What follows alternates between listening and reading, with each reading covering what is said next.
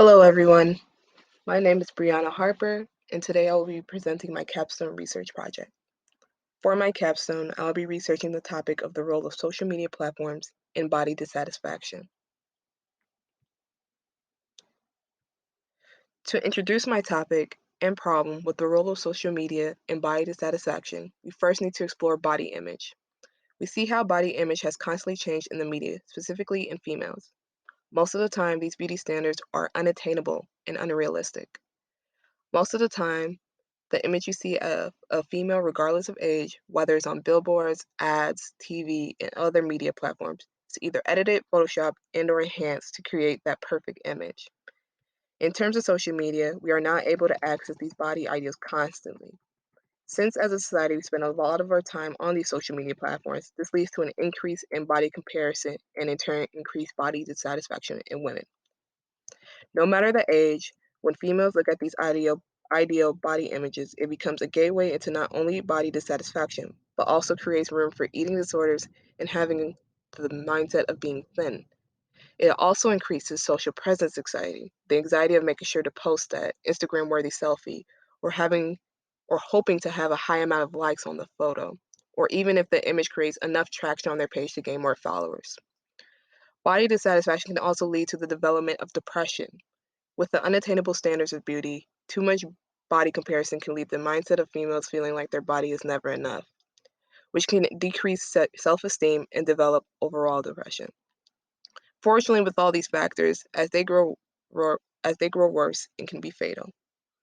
In Figure 1, Sophie, Crocus, Bradley, and others develop a graph that shows the domino effect of social media effects on adolescent girls, specifically in body dissatisfaction.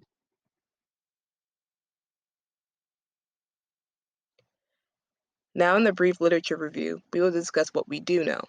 What we do know is that there have been some improvements on social media platforms to push for transparency on images that have been edited, photoshopped when being posted. For example, Instagram is slowly starting to flag photos that have been edited and label them as false information.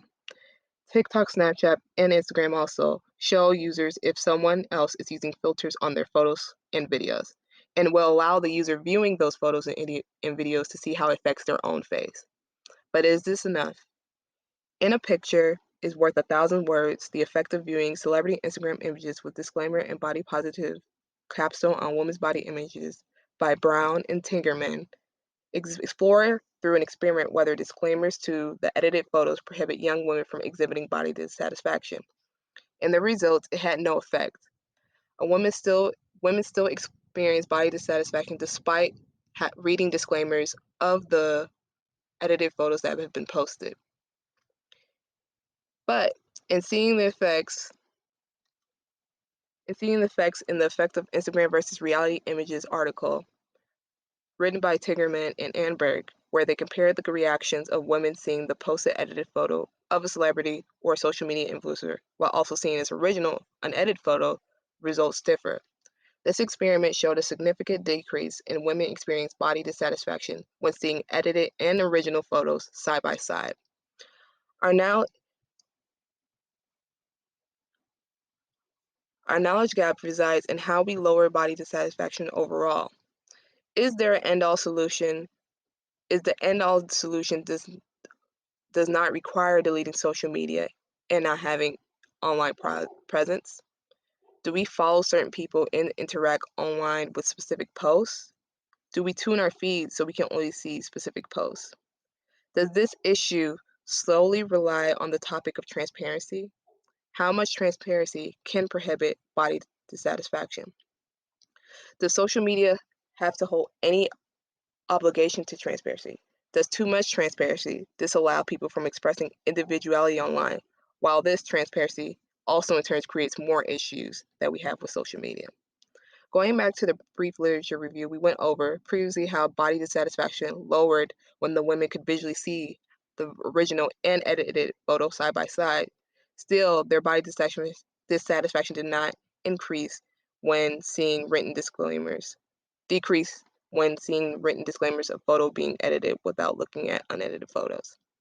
There is a gap in why visual disclaimers and or proof of the photo being edited holds more weight than a written disclaimer. Therefore, This leads us to our research question. What are the exact variables that lead to trigger body dissatisfaction?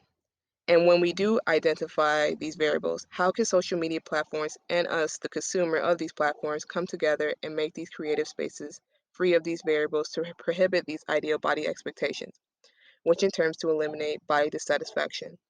When we find this answer, we also want to make sure it allows social media consumers to still post freely without restrictions and keep social media creative.